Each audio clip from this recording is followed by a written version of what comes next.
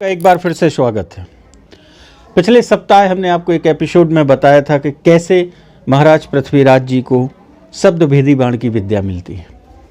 उसमें आपसे क्वेश्चन भी पूछा था, कुछ लोगों ने बहुत अच्छे आंसर दिए हैं और कुछ लोग के यदि अश्वत्थामा मिलता है तो वह क्या करेंगे। आज आपके लिए लाए हैं एक बहुत अच्छा एपिसोड जो आपके जीवन में बहुत खुशियां भरने की एक हम प्रयास कर रहे हैं और बहुत अधिक खुशियां आपके जीवन में आ जाएं, उसके लिए आज आप बहुत शास्त्रों में ढूंढकर खासतौर से श्री सूक्त में से निकाला है। हम कर्म कर रहे हैं कर्म करने के बाद जो हम फल चाहते हैं वह फल हमें प्राप्त नहीं हो पा रहा। दिन भर मेहनत करते हैं, मेहनत करने के बाद भी जो चीज़ें हमें सुख समृद्धि चाहिए वह नहीं मिल पाती है। आपको बताया जाता है यह पूजा करिए, लक्ष्मी जी की ऐसे उपासना करिए, भगवान की ऐसे उपासना करिए, हम सब करते हैं, लेकिन जो पूर्ण लाभ चाहिए वह नहीं मिल पाता, क्योंकि हम सीधे सीधे चल रहे हैं और सीधे सीधे चलने में कई चीज़ें हमसे छूट गई। वह छूटने के कारण हमें वह चीज़ नहीं मिल पा रही है जो हमें चाहिए। आज हम लाए हैं आपके लिए एक विशेष ऐसी चीज़ जिसमें आपको अचानक आपके काम में अचानक धन लाभ की प्राप्ति हो सकती है। अब वह अचानक धन लाभ कैसे प्राप्त होगा? यह कोई जादू नहीं है। कर्म तो करना पड़ेगा, बिना कर्म किए जीवन में जादू नहीं होता, लेकिन जादू होता है। कब होगा? जब हम कर्म को ईमानदारी से करेंगे, ईश्वर पर विश्वास रख के करेंगे, तो वास्तव में डेफिनेटली वह कार्य आपका सिद्ध होगा और अचानक आपको धन की प्राप्ति होगी, सुख समृद्धि की प्राप्ति होगी। तो हम चलते हैं आज आपको एक विशेष चीज़ जो आपके लिए लाए हैं। बस इसको करने के तरीके को आपको ध्यान रखना है, तो बहुत जल्दी आप इसका लाभ उठा पाएंगे। पिछले कई एपिसोडों में कई उपाय आपके लिए बताए हमने। आज हम लाए हैं माता लक्ष्मी के 18 पुत्र। अब आप कहेंगे हमने अभी तक नहीं सुना। लक्ष्मी जी के एक वास्तव में पुत्र हैं, यह भी नहीं सुना। आगे कई एपिसोडों में हम इसकी विस्तृत जानकारी देंगे, क्योंकि अभी केवल हम माता लक्ष्मी भर को पूज रहे हैं, लेकिन लक्ष्मी जी के कुछ पुत्र भी हैं। वह पुत्र कैसे हुए, यदि हम इसमें डेफिनेशन में जाएंगे, इस कहानी में जाएंगे, तो बहुत लंबा समय होगा। हम आपका बहुत कम समय लेते हुए आपको ले चलते हैं मुख्य बात पे कि लक्ष्मी जी के 18 पुत्र। तो लक्ष्मी जी के 18 पुत्र कौन हैं, कैसे हुए? लक्ष्मी जी का उद्गम समुद्र मंथन से होता है। भगवान से उनका विवाह होता है। उनके विवाह होने के बाद श्री माने लक्ष्मी जो कहा गया, भगवान को कहते हैं श्रीमन नारायण, मतलब जो श्री वर्ड है वह लक्ष्मी का वर्ड है। लक्ष्मी की प्राप्ति के लिए हर जगह हम लोग श्री का उपयोग करते हैं, लेकिन आपने देखा होगा कभी कभी हमारे कर्मों से भगवान खुश होने के बाद भी उतना फल नहीं देते।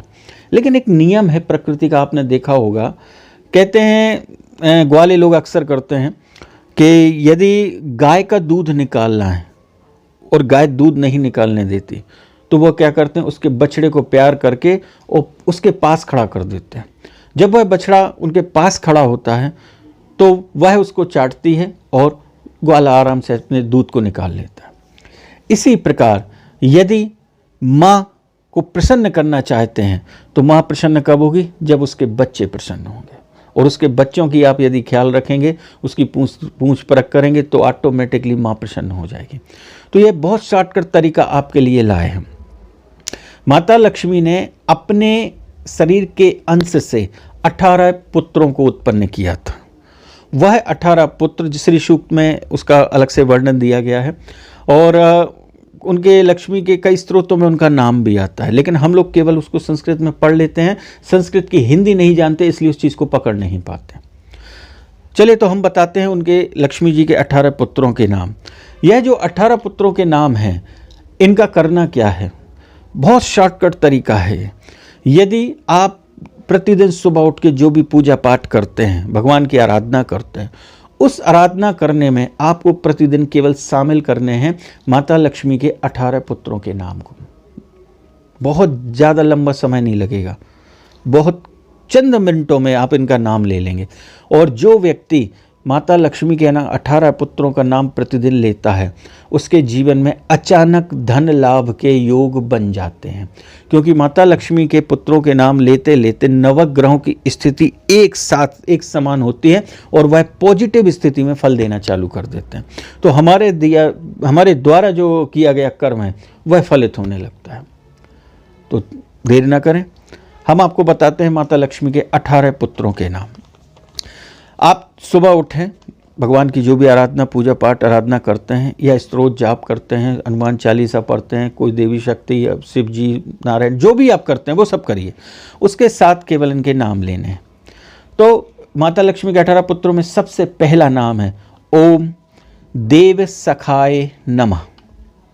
आपको बोलना है ओम देव सखाय नमः। दूसरे पुत्र का नाम है ओम चिक्लिताय नमः। तीसरे पुत्र का नाम है ओम आनंदाय नमः। चौथे पुत्र का नाम है ओम कर्दमाय नमः। पांचवें पुत्र का नाम है ओम श्री प्रदाय नमः। छठे ओम जात वेदाय नमः, ओम जात देवाय नमः, ये छठे पुत्र। सातवें का नाम है ओम अनुरागाय नमः। आठवें ओम संवादाय नमः। नौवें ओम विजयाय नमः। 10वें ओम वल्लभाय नमः। 11वें ओम मदाय नमः। 12वें ओम हर्षाय नमः। 13वें ओम बलाय नमः। 14वें ओम तेजस से नमः। 15वें ओम दमकाय नमः। 16वें ओम सलिलाय नमः। 17वें ओम गुग्गुलाय नमः और 18वें ओम कुरुंटकाय नमः। यह 18 पुत्र के नाम हैं।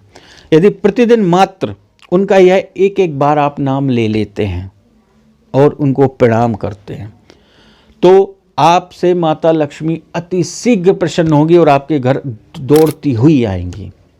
प्रैक्टिकल करिएगा, कुछ ही दिनों में इसके रिजल्ट मिल जाएंगे।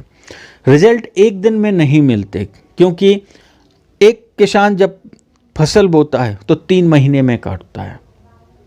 कम से कम 90 दिन, हमने हर एपिसोड में आपको बताया है कि 90 दिन तक इनके जाप करने से इसका पूर्ण लाभ आपको मिलना चालू हो जाएगा। लेकिन फल पहले दिन से मिलना चालू होता है, उसका अंश समझ में आने लगता है। तो आपके लिए एक शॉर्टकट लाए थे तरीका, माता लक्ष्मी के इन 18 पुत्रों के आप नाम लीजिए और प्रतिदिन नाम लेने से आपके जीवन में अचानक धन लाभ की स्थिति बनेगी और घर में सुख समृद्धि आना चालू हो जाएगी। यदि इन नामों को बड़े ध्यान से आप सुनेंगे और फिर समझने की कोशिश करेंगे तो हमारे जीवन के जो 18 पूर्ण सुख हैं वह हैं इनके नाम, ये हमें प्राप्त हो जाएंगे। और ये प्राप्त हो गए तो जीवन में सुख समृद्धि ऑटोमेटिक हो जाएगी, घर की कलह भी बंद होगी और भगवान की प्राप्ति में माता लक्ष्मी आपका सहयोग करेंगे। तो ये थे उनके 18 नाम। पिछले सप्ताह हमने आपसे जो पूछा था कि यदि आप लोगों को कभी अश्वत्थामा मिलता है तो आप क्या उनसे मांगेंगे, आप लोगों ने अपने अपने जवाब दिए। कुछ लोगों ने बहुत अच्छे जवाब दिए, लेकिन आपको एक चीज़ ध्यान रखना है, अश्वत्थामा कृष्ण विरोधी रहे हैं।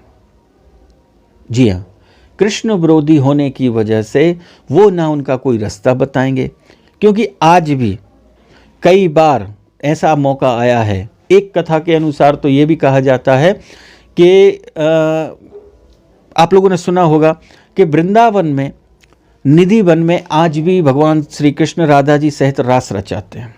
इसलिए जो लोग गए हैं वहाँ, उन लोगों ने देखा है कि वहाँ रात में 8 साढ़े 8 बजे आरती होने के बाद वहाँ चींटी भी अंदर नहीं रहती। सबसे अधिक बंदर होने के कारण बेबी बाहर हो जाते हैं। और कहते हैं कि वहाँ की जो पेड़ हैं उनकी टहनियाँ, कई लोगों ने प्रैक्टिकल किया है, आप जाके उनको निशान लगा के आइए, धागा बांध के आइए। जो टहनियाँ होती हैं रात में गोपियाँ बनती हैं और गोपियाँ बनने के बाद यदि ऐसी हैं आपने निशान लगाया है तो हो सकता है दूसरे दिन ऐसी हो जाए। ये कई लोगों ने प्रैक्टिकल देखा और करते रहते हैं। तो भगवान वहाँ रास रचाते हैं।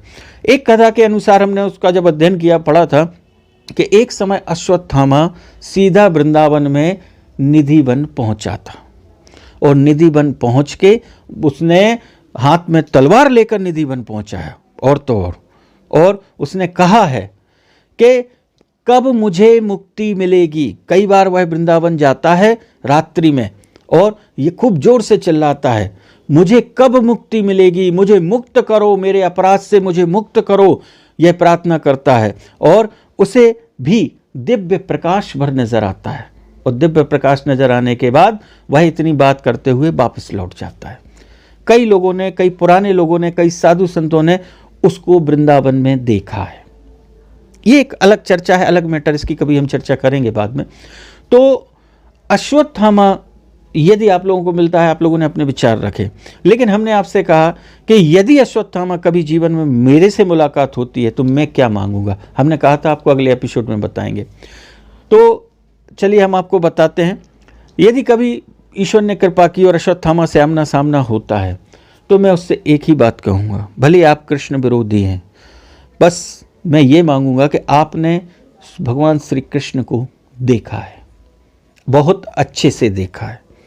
इसलिए आज आधुनिक समय में हमारे पास जो साधन हैं, तो मैं उससे यही कहूँगा कि थोड़ा सा समय दो आप हमें, और कोई ना कोई हमारे जो आर्ट वाले हैं जो केवल कहने पे, जैसे पुलिस स्केच बनवा लेती है, तो हम चाहेंगे कि अश्वत्थामा से भगवान श्री कृष्ण का वह चित्र जो उनकी छवि है वह बता दे। बस मुझे जीवन में और कुछ नहीं चाहिए। यदि भगवान श्री कृष्ण की छवि वह बता दे और वह छवि हम यदि उतार लेते हैं तो ओरिजिनल भगवान श्री कृष्ण का जो फोटोग्राफ है वो बनता है, तो इससे इस जगत का उद्धार हो जाएगा। क्योंकि हम यदि भगवान को एक बार एक नज़र देख लेंगे तो हमारे सारे पाप नष्ट हो जाएंगे और हमें भगवत धाम की प्राप्ति हो जाएगी। बस हमारा प्रयास इतना रहेगा। यदि कभी मिलता है तो मैं इसके अलावा कुछ नहीं मांगूँ, क्योंकि हम जो मांगते हैं सांसारिक चीज़ें वो तो हमें संसार में रह के मिलती हैं, अपने कर्म और भाग्य के अनुसार मिलती हैं। तो ये था पिछले प्रश्न का उत्तर। अगला प्रश्न आज के एपिसोड में से हम आपको निकाल के दे रहे हैं। हमने अभी इस बार आपको बताया है कि लक्ष्मी जी ने अपने अंगों से 18 पुत्रों की उत्पत्ति की थी, जिनके नाम हमने आपको बताए। अब आपको क्या करना है, अगले सप्ताह तक प्रयास करना है कि धर्मशास्त्रों के अनुसार भगवान विष्णु और माता लक्ष्मी का एक मुख्य पुत्र कौन था, उसके बारे में हम जानेंगे अगले सप्ताह। उसका किससे विवाह हुआ था, आज वह कहाँ है, और यदि पॉसिबल हुआ तो हम आपको उसके दर्शन भी कराएंगे। ये हमारा एक प्रयास रहेगा। तो अब आज्ञा दीजिए। आज का ये एपिसोड यदि अच्छा लगे और आप लोग इसका स्वयं पालन करें तो आप अपने जीवन में अचानक धन लाभ की प्राप्ति कर सकते हैं। और आप खुद देखिए, खुद करिए और दूसरे लोगों को कराइए, क्योंकि आज बहुत विकट समय चल रहा है। हर आदमी पैसे से परेशान है। यदि उसके जीवन में धन लाभ अचानक आ जाए और आपके द्वारा किसी के जीवन में, किसी के घर में धन लाभ की प्राप्ति हो जाए, ये उपाय बताएं, तो इससे बड़ा यज्ञ कोई नहीं होगा, क्योंकि उसकी मनोकामनाएं पूरी होंगी तो आपके ऑटोमेटिक आपके लिए ईश्वर पुण्य अपने आप जोड़ देगा। तो ये सब लोगों तक फैलाइए, लाइक करिए, इसको शेयर करिए, और इसका रिजल्ट आपको कुछ दिनों में जब मिले तो कमेंट्स में हमें ज़रूर बताइएगा। भगवान श्री कृष्ण आपकी सारी मनोकामनाएं पूरी करे, आपको सुख समृद्धि प्राप्त हो, आप स्वस्थ हो, आपके सारे काम बने, इसी आशा सहित अब मुझे आज्ञा दीजिए। जय श्री कृष्ण।